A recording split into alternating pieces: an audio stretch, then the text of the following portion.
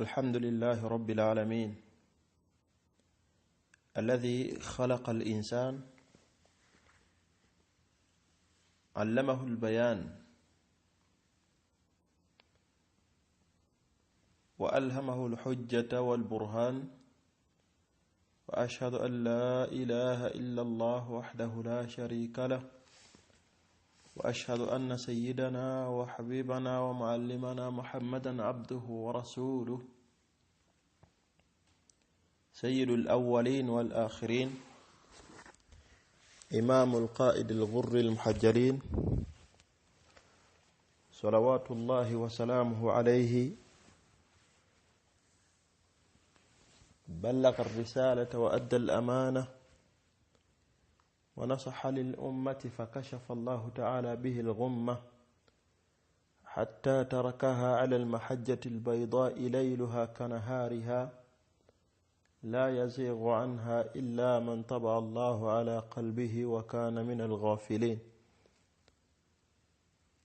أما بعد فحياكم الله جميعا أيها الفضلاء وأسعد الله أوقاتكم بكل خير، وأسأله جل وعلا أن يجمعنا مع سيد الدعاء وإمام النبيين في جنته ودار مقامته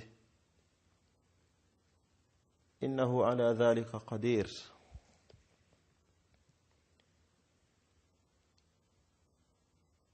أما بعد، السلام عليكم ورحمة الله وبركاته.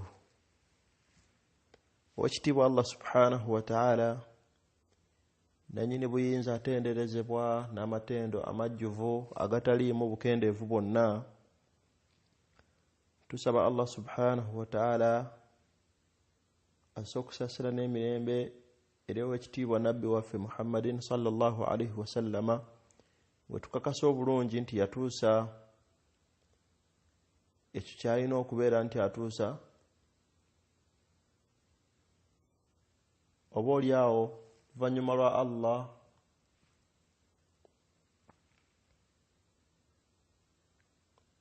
kwe yayisiza kubeera nti tuli basiraamu olwaleero, olw'okubanga nti omubaka Muhammadin sallallahu alaihi wasallam yatuusa obubaka.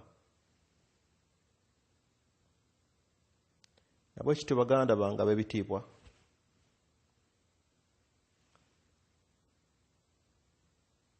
bwe tubanga mu duniya muno Allah subhanahu wa ta'ala ensonga yatusizaamu olw'okuba nti Allah yatutonda yatussa mu nsi,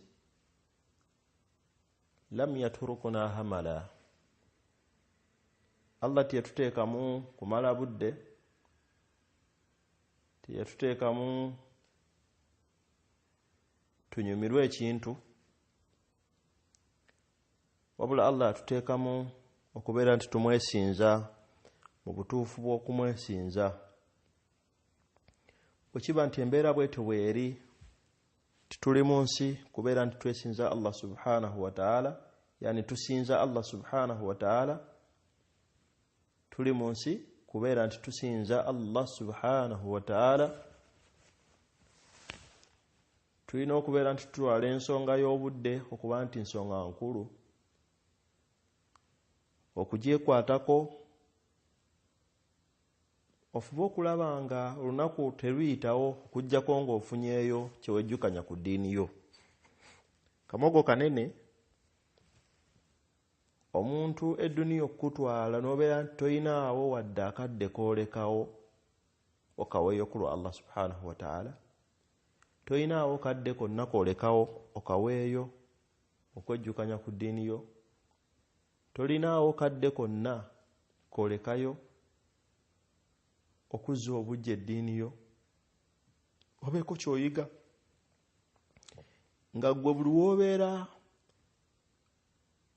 buli kintu ekikuyamba mu kweyigiriza ku ddiini yo olaba nga kitwala obudde bwo, olaba nga bizinesi zifa, olaba nga ofiirwa millions ne millions, olaba nga ku mulimu bakugoba,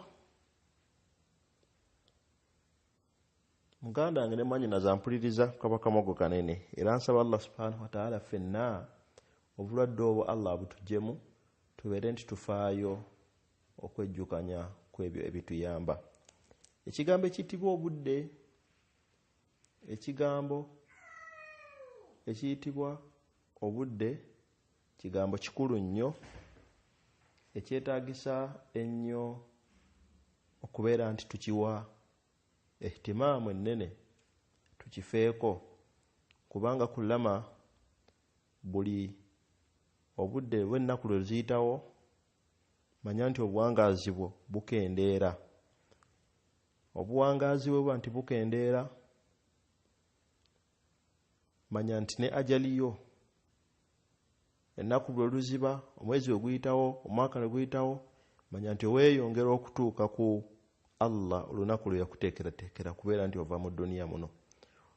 Ekyo nno tekiriiko kugamba nti obanze naawoona, la, wabula ffenna tuteeka okutuuka ku lunaku olwo Allah lwe yatuteekerateekera okubeera nga tupaakinga ebyaffe tubeere nti twolekera olugendo.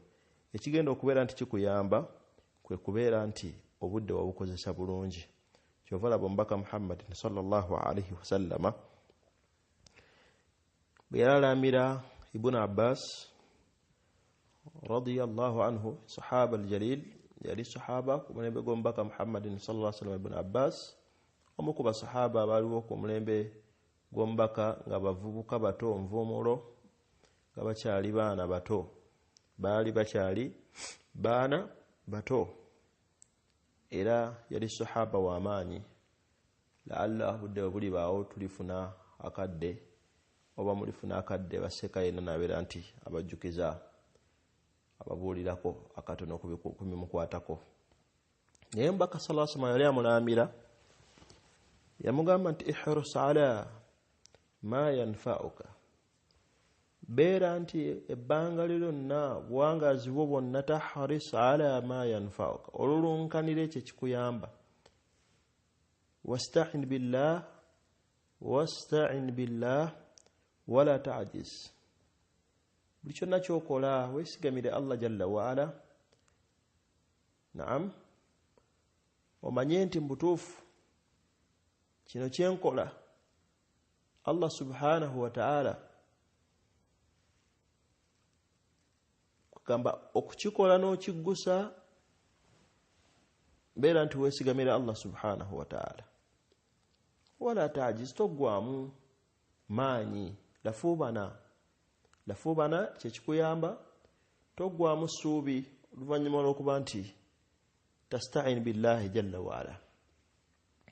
Nabwe kityo wa usikum, balaamira okubeera nti obudde bwe tulina, emyaka gye tulimu gino egidduka obudde engeri gye buddukamu tebukyayogerekekwako. Ista'inu billah wala ta'jiz wahrisu ala ma yanfa'ukum, mubeere nti mululunkanira ebyo ebibayamba. La tamurru alayka yawm, okulaba nti olunaku terukuyiseeko nga tewejjukanyizza. Kiripu dakiika 3, alhamdulillah, tawasulaatu weeziri zirina kutuyamba kusinkana Allah jalla waala nga Allah musiimu gye tuli, nasalullah salamata wal afiya, zituyambeko okubeera nga tusinkana Allah. Bweba kiripu ya dakiika 3, kiripu ya dakiika 4, kiripu ya ssaawa emu, giseeko owuliriza nga bw'okola emirimu gyo. Amuru sahal, kitono nnyo. Ya piso zirina osobola okuba bw'okola omulimu gwo, osanga oli nga awuliriza ennyimba, n'awulira oluyimba n'alumalako, n'akwata luno n'akwata luli, n'akwata luno n'akwata luli, liri ogenda okukomya embeera eyo.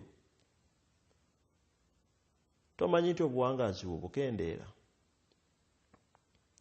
Nabwe kityo okukuuma obudde nsonga nkulu, okumanya nti olunaku bwe luyitawo manya nti ekitundu kyo kigenze, manya nti ajaliyo egenze. Ate ng'omulamwa gwaffe tusala magezi, tusala entotto okulaba nga tubeera mu bantu abeesiimu mu duniya muno ne ku akhira. Tewaliwo njawulo wakati wa dunia n'akhira byonna ekkubo liririmu.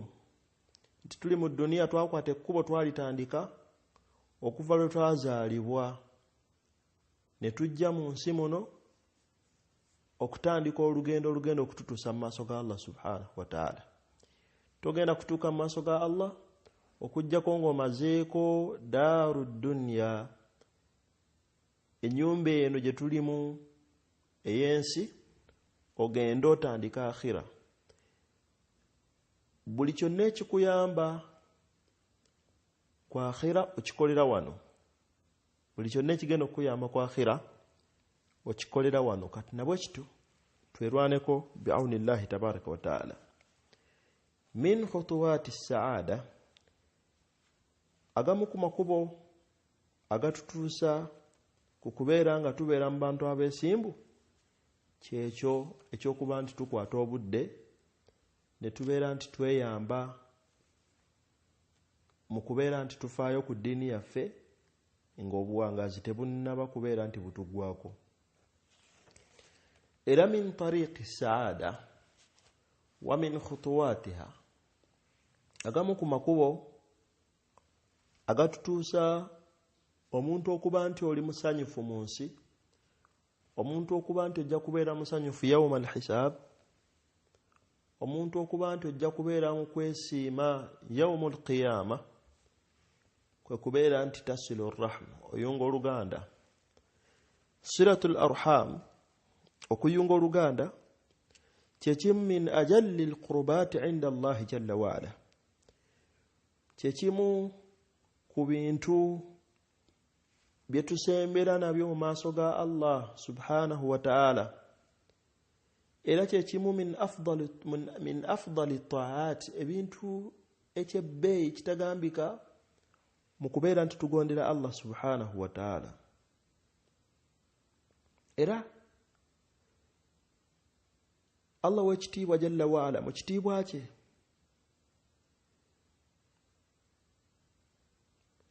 kwe kubeera nti yatuteerawo ibaada ennene etegambika, tubeere nti tuli mu bantu abayunga oluganda, tusobole okubeera nti tubeera mu bantu abeesiimu ku dunia ne ku akhira.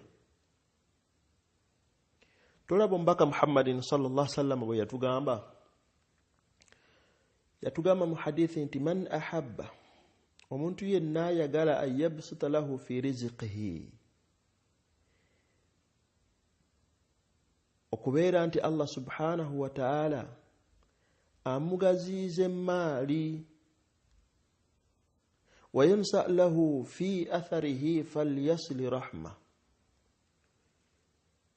n'okubeera nti Allah subhanahu wa ta'ala akulongooseza amakubo g'oyitamu mu nsi n'akuwa obuwangaazi obulungi, n'owangaala mu mbeera nga nnungi. Nabbi sallallahu alayhi wa sallam nti falyasil rahma, kirungi omuntu oyo ayunga oluganda. Hadithi muttafaqun alayhi. Nabwe kityo muganda nga mpuliriza kyatteeka ku muntu okubeera nga wasilun, nga muntu oyo ayunga oluganda, era kyabuvunaanyizibwa Allah babanga akuguliddewo obulamu obulungi, ng'oli mulamu osobola bulungi okutambula, kwe kulaba ng'ofaayo at least n'oteekawo olunaku fil usbu' li ziyarati al aqaribi, okubeera nti olambulamu ab'eŋŋanda zo, onyumi nabo mboozi ennungi. Ekyo nno kikuyamba okubeera nti salaamatu lil qalbi, okubeera nti omutima gwo gujja kuba mulamu. Ekyo bw'ona kikola omutima gwo gujja kuba mulamu.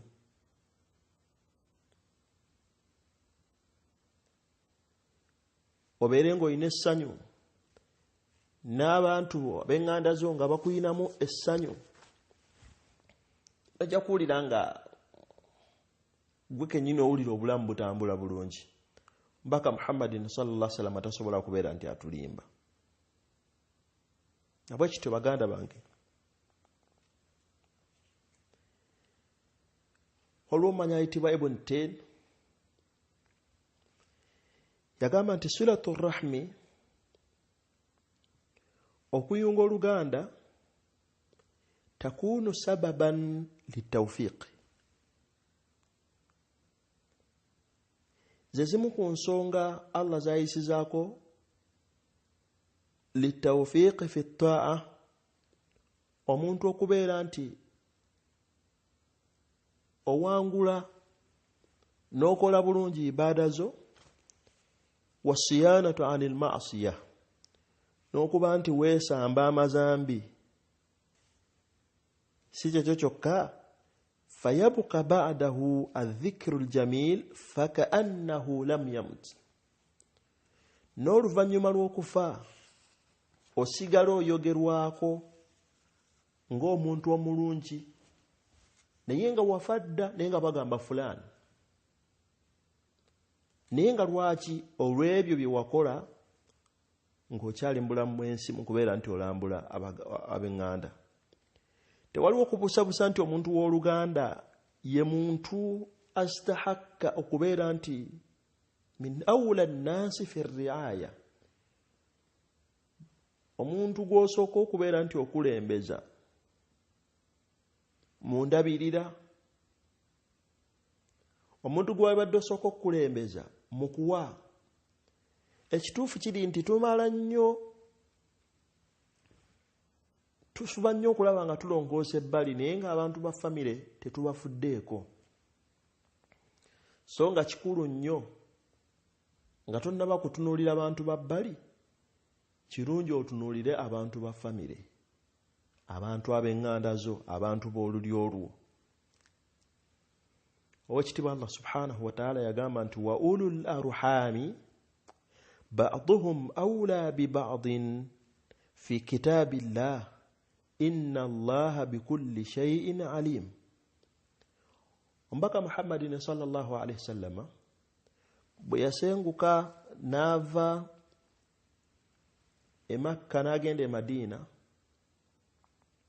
yateekawo kye bayita yani akha bayna al-muhajirin wal ansari yassaawo oluganda wakati w'aba muhajirin ne ba ansar abasenguka naye ne bali be yatuukawo nassaawo oluganda olutagambika oluganda olw'amaanyi basahaba ne babeera ba luganda bamuhajiruna bana bavudde e Makka wal ansari ne bali basanze e Madina ne babeera ba luganda olutagambika hatta baatuuka n'okubeera nti basikaŋŋana nga basikaŋŋana naye nga ekibagatta olw'okuba oluganda luno olw'obusiraamu ukhuwatul imaniya luganda olw'obukkiriza olwannamaddala ne batuuka okubeera nti basikaŋŋana omanyi kye bayita okusikaŋŋana olw'omukwano n'oluganda oli n'atuuka n'awangayo mukyala we n'amugaa nti londako gw'oyagala oli n'atuuka n'amugaa nti emaali nina bweti n'agikasamamu emirundi ebinaga akwatako ekitundu nange nkwatako ekitundu ne kituuka n'okufa ne babeera nti beesikaŋŋana ekyo nno bwe kyatuukawo okubeera nti basikaŋŋana yani ng'oli afudde onaakwata emaali ye nga si mutabani we si nisaani saani owekitiibwa Allah subhanahu wa ta'ala nassa etteeka lino naga nti wa ulul arhami ba'duhum awla bi ba'din fi kitabillah Allah ng'alaga nti fala yarith omuntu tasika illa aqaribihi yani la yarithuhu illa aqaribihi yani okusika kuteekeddwa kubeera nga kuli mu baaluganda ekyo Allah kyeyagamba nti wa ulul arhami ba'duhum awla bi ba'din be balina okwesikaŋŋana bombi kono kusikirana kubeera mu baaluganda waba nti bano abakulembera mu ilmu al-fara'id mu ilimu ey'obusika waliwo kye tuyita ulul arhami abantu okugamba ab'olulyo naye bano balimu okugeza nga boolaba kojjaawo nga boolaba maama w'omuto nga boolaba omwana w'omwana omuwala yani tabeera wa mu kika kino kama tasika abera wa mukika kusinzira ku ahkamu shar'iyya era obujulizi bwe buli obulaga nti abera mwana waaki kanga bulaba ku ngombaka Muhammadin sallallahu alaihi wasallam Hasan wal Husayn bali bana ba Fatima ninga ate bali bani bali mu ahlu bait bali mu bantu benji yombaka Muhammadin sallallahu alaihi wasallam kikacho mbaka Muhammadin sallallahu alaihi wasallam ngojjeko kuba nti Ali ibn Abi Talib yali wa Oluganda lw'omubaka Muhammadin sallallahu alaihi wasallam naye ng'omwana w'omwana omuwala asigala abeera wa mukika n'okubadde nti mu Buganda oba mu bika ebirala bamujjamu naye oyo omu ku bantu be bayita ba dhawil arham abantu tugamba nti abo min dhawil arham abantu olulyo kati mbaka Allah subhanahu wa ta'ala setteeka eno etteka lino ng'alaga nti omuntu okubeera nti asika ateekeddwa okubeera kale bwe baba nga abasika bali bunaweddewo toyina baana toyina batata tebaliiwo toyina ani emaali egende ku badhawil arham bano okusooka nga tennaba kugenda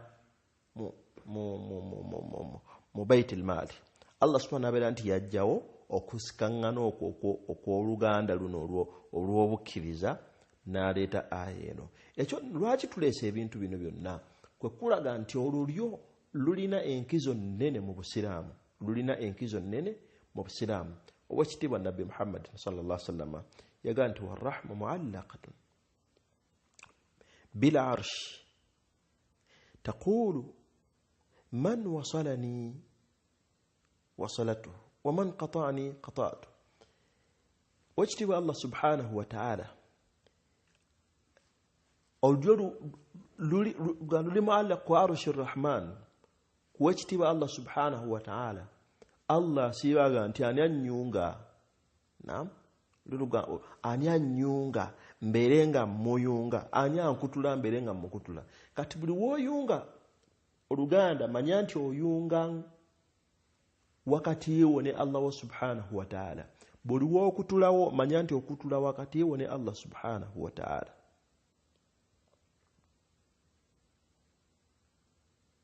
Nabwe kito baganda bange abebitiibwa ibaada eno nnene naye gyekoma okubeera nti nnene gyekoma okubeeramu amashakka okubeeramu amashakka ebizibu Oluganda teruyungikika naye ekibuuzo kituyinza okugendako nakyo awalan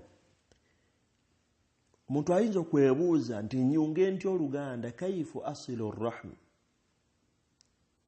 oba kaifa asilu rahmi nyunge nti Oluganda lwange. Oluganda luyungibwa omuntu okubeera nti owangaala n'abantu bo ekyo kimu owangaala nabo otya biziyara mu kubeera nti obalambula. Ekyokubiri biikrami karimihim yona okubeera nti oba wa respecti oba wobulabo obatonera ebyenjawulo wa iyadatu saqimihim oli wabanga mulwadde n'ogenda n'omulambula wa taysir ala muhsirihim n'okubeera nti kugamba oyangwiriza abalinamu obuzibu. N'ekirala tafaqqudu ahwalihim kwe kubeera nti ofaayo okumanya embeera zaabwe naye tosobola kuzimanya okujjako biziyara ng'ogenze n'obalambula ogenze n'omulabako n'okubadde fine togenda kumuyamba niyo okumanya omanya ekizibu kyo. Kyova olaba muallif yagamba nti wa fil wasaili alhaditha ezimu ku mbeera eziriwo amakubo agaliwo gatuyamba nnyo okubeera nti tuba bagonvu eri Allah waffe subhanahu wa ta'ala nga tukola ibaada eno. Naawe ekyokulabirako ku ssimu nagamba nti essimu imtidadu jisru al-atf wal mahabba essimu ejolaba eteekawo wakati olutindo wakati w'okwagala. Yani essimu eno etuyambako nnyo okubeera nga gamba tubeerawo, etuyambako okubeera nga tuyunga Oluganda. Omuntu n'omukubiramu akasimu akataweza na riyale, akataweza na nusu 10, nusu 2. Okiraba? Assalamu alaikum wa rahmatullah, oli otya Oluganda, embeera nnungi, obulamu bulungi, kale nkubuuzizzaako. Nagamba nti hatta fi marasalati biqa' al-wud, yagamba nti bw'osindikira omuntu akameseji wasigalawo okwagala n'omusindikirayo akameseji. Hatta fi tablighi salam, omuntu okumugamba nti mwana gundi mumpeere salamu, gundi mumpeere salamu, yagamba nti tajididul ahad, kimu kukiza obujja enkolagana yammwe, endagaano yammwe, yani wakati wo naye. Na buli mbeera yonna, na buli ebiriwo byonna olwaleero omuntu by'ofuna ebisobola okuyambako, oyina akamotoka, bimukubizza omukwano wakati w'ab'eŋŋanda zo. N'ovugawo n'ogenda n'oyata kantekamu amafuta gano emitwalo 2 kankoyo lillahi subhanahu wa ta'ala. Tusaba Allah tukwatireko okwerekereza, naye ensonga si nnyangu wallahi, ensonga y'okuyunga Oluganda. Mu bunene bwayo kyova olaba ekaluba, mu mpeera zaayo ennene kyova olaba ekaluba. Kyova olaba omanyi nti Ibn Dinar yagamba nti ma min khutwatin ba'da al-farida, tewaliwo muntu lutambula lwatambula oluvannyuma lw'ebintu Allah bye yatufuulira wajibu nga bw'olaba esswala n'ebirala. Otambula ogenda kusaala, otambula ogenda kukola ki, emirimu egito a'zam ajran, olusinga empeera min khutwati ila dhirrahmi, ng'omuntu lw'otambula ng'ogenda okuyunga Oluganda, tewaliwo. Kati ebintu byonna by'olina, olina essimu, olina Allah akuwadde ku ntambula, Allah akuwadde ku ssente, at least fuba okulaba ng'akatono kakuyambako okubeera nti oyunga Oluganda. Ekisinga okubeera ekikulu era ekiteetaagisa kubeera nti kirekewa da'watu aqaribika, kwe kubeera nti okowoola abantu ab'olulyo lwo, ab'Oluganda lwo, wa tawjihihim wa irshadihim wa nasahihim, okubeera nti obabuulirira, okubalaga nti banne kino kikyamu, kino Allah takyagala, kino bwe kiti, banne kino kimenya amateeka, kino Allah tajja kuba musanyufu gye tuli, wa hakadha. N'embeera efaanaganako bw'etyo, ekyo kyatteeka omuntu okubeera nti okikola. Kyova olaba Allah subhanahu wa ta'ala yagamba omubaka Muhammadin sallallahu alaihi wasallam nga yakamutuma namuga ti wa anzir ashiratakal aqrabin, tandikira ku bantu b'eŋŋanda zo. Era omubaka Muhammadin sallallahu alaihi wasallam okola dawa yatandikira ku bantu b'eŋŋanda ze. Falil asaf, kinakuwaza nnyo kyannaku okuba nti embeera gye tulimu nti ate ab'eŋŋanda zaffe be basingira ddala obutatwagala kubaako ky'omugamba. Era alaba nga gwe oli valueless, era alaba nga ky'omugamba gwe si kituufu, naye biiznillah tulina kuguma. Omuntu ayogera ebyayogera, avuma ebyavuma, akakkanya ebyakkakanya, naye n'osigala ng'osigadde ku mazima ng'era kyabagambye. Eyo embeera bw'etyo bw'eri. Tujja kulaba hadisi bunaamaliriza biiznillah subhanahu wa ta'ala. Era nga kyenjagala okuzzaako, bwe tubanga embeera eyo bw'etyo bw'eri, ate nga Nabbi sallallahu alaihi wasallam bwe yatuma mu bantu be, jjukira nti abamu ku bantu abasinga okunyiiza omubaka Muhammadin sallallahu alaihi wasallam abakolako daawa be bantu b'ennyumba ye, ba Abu Jahali, ba Abu Lahabi, be bantu b'ennyumba ye, baganda be ab'okulusegererwe be bamu ku bantu abasinga okumunyiiza ennyo ng'akola ddaawa eno. Ekyo nno tekigenda kuvaawo na wahakadha osanga omuntu nga wafamire nga yeetaaga kumanya ngenda omugaa nti munnaye fulani kino Allah takyagala, kino Allah akigaana, Allah atugamba kino, abanga amazima ge gano, oli naakulabanga fala, akulabanga ebyo byonna bibaawo, n'oyunga n'akutula n'okola otya. Olw'okuba nti ibaada nnene eteekeddwa okubaako fitana, eteekeddwa okubaako obuzibu, erimu suuba obwetaagisa okugumiikiriza, n'oguma ne bagamba bye bagamba n'oguma gwe n'olemera ku Isiraamu, n'olemera kubeera nti obakowoola okudda eri Allah subhanahu wa ta'ala, ng'omubaka Muhammadin sallallahu alaihi wasallam bwe yabeera nti aguma. Nabwe kityo kye mbajjukiza baganda bange ne bannyinaze nti tufube tumanye nti eno ibaada tunoonyaamu kusiimibwa kwa Allah jalla wa ala. Twagala Allah tusiime nannyini buyinza, so si bano abantu bano bajja kutwagala lwampaka ebbanga namala ntuterezeza enniya zaffe nga tukola ku lwa Allah subhanahu wa ta'ala. Omuntu ayinza okwebuuza ekibuuzo ngezaako okuyita mu bufunzi naye nga mawudhu ngazi. Omuntu ayinza okwebuuza nagamba nti abantu b'eŋŋanda zange qaribi yusiuna ilayya, bampisa bubi ate era mbayunge. Tugambye nti ibaada eno nnene eyeetaagisa obugumiikiriza, so nga ate ab'eŋŋanda tebafaanagana mu mbeera, tebafaanagana mu kubayunga nti ono mwangu, tebafaanagana mu kwagala. Ayinza okuba nga omuntu yetakwagala asulan naye nga wa luganda lwo. Buli muntu kisinziira embeera ze gy'oli era y'embeera gy'olina okubeera nti omuyungamu oluganda. Naye kino kijja kuyamba nnyo mu kubeera nti oyunga oluganda, oba bino bijja kuyamba nnyo mu kubeera nti oyunga oluganda, naddala ku bantu abo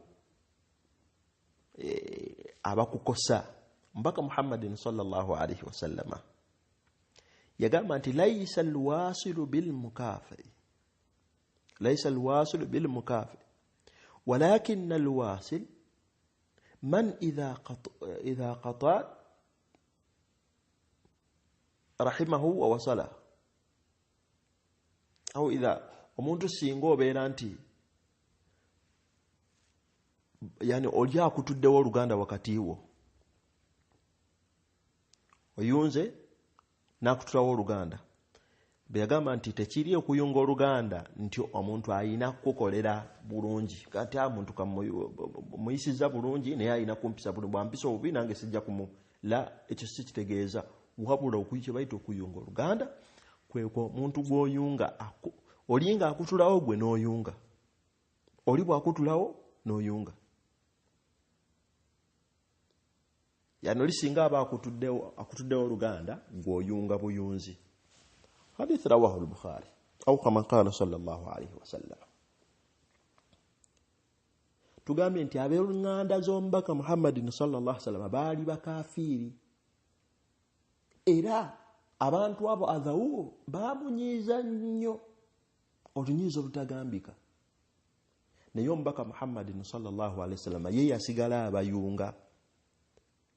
Era Allah tujumiza surati Shura, Allah yagamba omubaka Muhammadin sallallahu alaihi wasallam n'amugamba abagamba, yagamba nti qul, bagambe la as'alukum alayhi ajra. Nze okubeera nti ekitabo kino Qur'an Allah subhanahu wa ta'ala kiyantumye nakyo okubeera nti mbakowoola okudda eri Allah subhanahu wa ta'ala, la as'alukum alayhi ajra, siina mpeera yonna gye mbasaba, sibasaba kunsasula illa almawaddata fil qurba, illa yani kusaasaanya okubeera nti diini eno gye nsaasaanya. Kati naawe muganda nga mpuliza obanga okowoola abantu bano tobaagala mu mpeera, tebalina kye bagenda kuwa, la tebalina kye bagenda kuwa. Ng'omubaka Muhammadin sallallahu alaihi wasallam bwe yagamba abantu be, kati qul la as'alukum alayhi min ajr, qul la as'alukum alayhi ajra, siina mpeera gye mbaagalamu illa almawaddata fil qurba okujjako kye mbaagalamu okubeera nti tuhibbunani okunjagala naam okubeera nti mwongera imaani zammwe temukoma kubeera nti mukkiriza kye kyokka buli munanjagala kijja kuleetera okwagala kubanga ebiseera ebisinga omuntu bw'oba omwagala kikuleetera okwagala n'ebyo by'abayagala.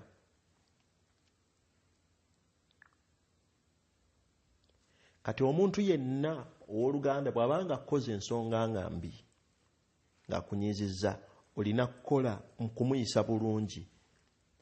Era lyeryo eddagala omubaka Muhammadin sallallahu alaihi wasallam liyatuwa eddagala eshar'i eriri mu mateeka g'Obusiraamu. Allah subhanahu wa ta'ala liyatugamba, Allah yagamba nti idfa billati hiya ahsanu sayyi'a. Omuntu yenna ebbanga lyonna omuntu yabanga akoze ekibi mukole kirungi. Hadha huwa dawa. Ero lyeddagala teriyo ddagala ddala. Idfa billati hiya ahsanu sayyi'a. Omuntu wabanga akoze ekibi mukole kirungi. Mukole kirungi. Bwaba kunyiizizza fuba okulaba nga tukirwanyise nnyo. Neebulirira nze ng'omuntu n'abasigadde. Kubanga amagaye nti nga bw'eri nti ibaada nnene erimu okunyiizibwa kungi nnyo. Ab'enganda nga banyiiza, ab'enganda nga balina entondo, ab'enganda nga beeronda, ab'enganda la hawla wala quwwata illa billah. Hadith wala haraj bye balina. Nga balina ensaalwa n'ebirala. Naye gumiikiriza owekitiibwa Allah subhanahu wa ta'ala yagamba nti wasaari'u ila maghfiratin min rabbikum wa jannatin 'arduha as-samawati wal ard u'iddat lil muttaqin. Allah atugamba nti tubeere ntuyitirize twanguyirize okubeera nti tudde eri Allah subhanahu wa ta'ala atumwenenyeza. Naam, tuyitirize okubeera nga twanguye okudda eri Allah subhanahu wa ta'ala nga tumwenenyeza tusobole okubeera nga tufuna ejjana. Abamu ku bantu b'omu jjana abantu abati Allah subhanahu wa ta'ala kyenjagadde Allah yagamba nti alladhina yunfiquna fi sarra wad-dharra, be bantu abawaayo naam fi hali usrihim wa yusrihim, mu mbeera y'okubeera nti balinawo mbeera ey'obuzibu ne mu mbeera y'okubeera nti bali mu mbeera ennungi. Fi sarra wad-dharra naga nti wal kadhimina al-ghaidha, n'abantu abakuuma kuga busungu, wal afina 'anil nasi, n'abantu abasonyiwa abantu. Wallahu yuhibbul muhsinin. Owekitiibwa Allah subhanahu wa ta'ala ayagala nnyo abantu abalongoosa. Kati bwe nga bakunyiizizza idfa billati hiya ahsanu sayyi'a, bakole kirungi bayise bulungi nyegulukuka. Ebyo byonna ikhlas bikole ng'obikola ku lwa Allah subhanahu wa ta'ala. Allah subhanahu wa ta'ala ajja kulwanira entalo zo, ajja kulwanira entalo zo era ojja kumaliriza ng'owangudde. Tolaba mubaka Muhammad sallallahu alaihi wasallama, omusajja yajja eri omubaka Muhammad, so hadisi gye mmatiriza nayo. Omusajja yajja eri omubaka Muhammad sallallahu alaihi wasallama kama nti jaa rajulun ila nabiyyi sallallahu alaihi wasallama faqala ya rasulallah. Bwe yajja eri omubaka Muhammad sallallahu alaihi wasallama ya rasulallah, wange omubaka wa Allah subhanahu wa ta'ala, inna li qaraba, nina ow'Oluganda, nina ab'enganda zange, asiluhum, hadithe nkulu nnyo mu kuyunga Oluganda, ate waafaqira ddala ekwataganira ddala n'embeera yaffe. Naye musajja yajja eri omubaka sallallahu alaihi wasallam amugamba nti inna li qaraba, nina ab'enganda zange, asiluhum wa yaqta'unani, nze mnyunga Oluganda wakati waabwe, wa yaqta'unani, naye bo ne bakutulawo, nyunga bwe bakutula, nyunga bwe bakutula, nyunga bwe bakutula. Si ekyo kyokka, wa ahsinu ilayhim wa yusi'una ilayya, mbayisa bulungi naye wa yusi'una ilayya, nze ne babeera nti bampisa bubi, ne baŋŋamba agagamba aganyiiza.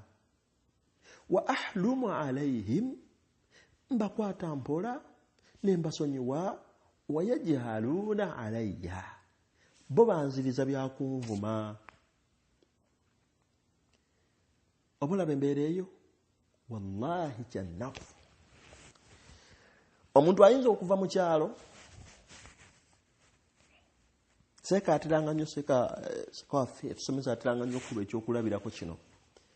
Yaga nti omuntu ayinza okuva mu kyalo n'akwata ekifulusi ky'emmere nga bwe mumanyi embeera.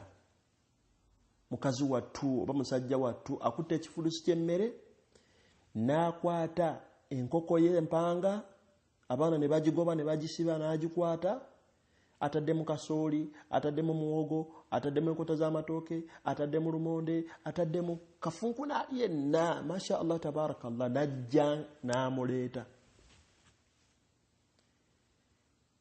N'atuuka Entinda, atuuse ku kikomera mukazi wattu, atuuse Muyenga, atuuse Bunga, atuuse wa ebitundu kale ebisulamu abantu ab'ebbeeyi nga bwe mumanyi Kampala waffe.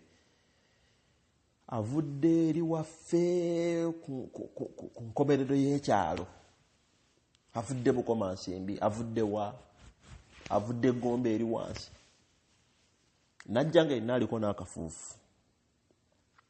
Sina kindi mukazi wattu, musajja wattu ayinza okuba alina muniigiina. Embeera nga bw'ogimanyi embeera y'ekyalo, mugimanyi bulungi mw'okunsinga. Azza agulubana n'enkoko, agulubana n'ekifulusi ky'emmere, n'atuuka ku geeti n'akonkona ne bamuggulira. Embeera eyo nsuubira nti ogitasawwara, ogifuna, ogitegeera. N'atuuka n'ayingira mu nnyumba, wallahi ne bagamba ab'omu nju nti azze kulya. Azze kulya. Olaba ab'enganda be banyiiza. Naye nga wallahi bw'obala ebintu byaleese, seggwanga y'enkoko eri ku $5,000, $5,000 oba $4,000. Bw'obala emmere gyaleese eri waffe ge $7,000 okusinziira ku ggwanga nga bwe dirimiridde. Bw'obala transport gwakwesezza, akwesezza kumpi $1,000 n'okusoba okusobola okubeera nti atuuse. Oli n'ofulumya ekigambo nti azze kulya, n'ofulumya ekigambo nka akalubiriza aleese ekyalo, azze kuloba. Fala hawla wala quwwata illa billah. Wallahi kamogo kanene. Kamogo kanene nnyo akeetaagisa okujjanjaba omuntu wabanga bakyalina endowooza ezifaanaganako bwezityo. Tutuulya ebintu byaleese. Abadde tasobola bitunda n'abeera nti alya kyayagala, gogamba nti azze kulya. Mukazi wattu ne baboola, musajja wattu ne batandika okuboola, ne bamutunuulira, ne bageya, ne boogera. Naye nga bambi ekimukozesezza ebyo ge mawadda, okwagala kw'ayina, najja nga alunkana mu taxi bavumye, gwe kakati bamusasuza ssente zitagambika, bimumenye, bimutawaanyiza. Naye naga nti ozze kulya, kyannaku kinakuwaza. Naye nga ab'enganda be bategabi. Kakati omusajja agamba Mubaka Muhammadin sallallahu alaihi wasallam, nongoosa bayonoona, ngatta bakutula, bayisa bulungi bavuma, bakola biki bye baagala, wahakatha. Nabbi sallallahu alaihi wasallam n'amuga faqala alayhi salatu wassalam, in kaana kama taqul, bwe kibanga ekyo ky'oyogedde nga ge mazima, Nabbi yamuga nti fakaannama tusifuhumul mal, kiwulirize, fakaannama tusifuhumul mal wala yazaalu ma'aka min Allahi dhahiran alayhim ma dumta ala dhalika. Bw'obanga byogedde nga bwe bitowe biri ddala nga kituufu bw'obikola, gwe nga bw'otyo empisa yo gy'obakola, obanga ababatisa olunyata mu kamwa. Omanyi olunyata olumanyi? Olunyata lyevvu, evvu ery'omu kyoto nga lirimu oluliroliro, olwo lwe bayita olunyata. Kati olunyata olwo obanga alubatise mu kamwa lwokya nnyo nga bw'okiwulira. Naye Nabbi yagamba nti obanga omuntu gw'obatise olunyata olwo mu kamwa, obulumi bwabaako, ekyo nno ky'oba okola. naga nti wala yazalu ma'aka min Allahi dhahiran alayhim ma dumta ala dhalika, ojja kusigala nga Allah muyambi wo gyebali okuva gyebali ku bubi bwabwe, dafir anka adhahum, nga Allah agenda kubeera nti akuziiza obubi bwabwe bonna bwe balina, ma dumta ala dhalika, ebbanga ly'onaamala nga weeyisa mu mbeera efaanaganako bwetyo, ebbanga ly'onaamala ng'obayisa bw'otyo, bw'ojja kusigala nga Allah akutaasa ebizibu byabwe, bajja kupondoka mpola mpola, bajja kuterera mpola mpola, ate bakwagale lwampaka, oba baagala oba tebaagala, nga tebamanya gyekiva, okujjako nga Allah subhanahu wa ta'ala nga yabakaka, kubanga Allah abeera mu'inu gy'oli, abeera muyambi wo. Kakati ekigambo ky'okuyunga Oluganda zimu ku khutuwaati saada, zimu ku bintu ebitukwata tubeere mu duniya tuli basanyufu ne maaso ga Allah subhanahu wa ta'ala. Nawe kitu tukyekwateko, tukirwanyise nnyo, tugumiikirize, kubanga kyetaaga bugumiikiriza tusobole okutuuka mu maaso ga Allah subhanahu wa ta'ala nga Allah tusiimye. Bw'oba waayo sooka olabe famire zo, sooka olabe abantu b'eŋŋanda zo, bw'oba nga owulira oyisa bulungi sooka olabe abantu b'effamire zo engeri gy'obayisaamu, wahakadha neefaanaganako bwe bityo. Allah subhanahu wa ta'ala ajja kukuuma mu mbeera ennungi mu nsi muno. Ekyokubiri, Allah subhanahu wa ta'ala oba ogasse wakati wo naye, ekirala Allah ajja kwongera ku buwangaazi bwo. Ekibuuzo ekisembayo, emabega eri twalaba ne tugamba nti kaifa a'rifu anni sa'idu, nyinza ntya okumanya nti ndi mu bantu abeesiimu, nyinza ntya okumanya nti ndi mu bantu abeesiimu abalina essanyu, ekyo nkimanya ntya? Ne tulaba ensonga, omuntu zaali ensonga ssatu, ntuga nti ensonga ezo omuntu waba ozirina obeera mu bantu abalina okwesiima ku duniya kuno ne maaso ga Allah subhanahu wa ta'ala. Ensonga ezo ze ziriwa? Wa barakallahu fikum wa jazakumullahu khair. Assalamu alaikum wa rahmatullahi wa barakatuhu.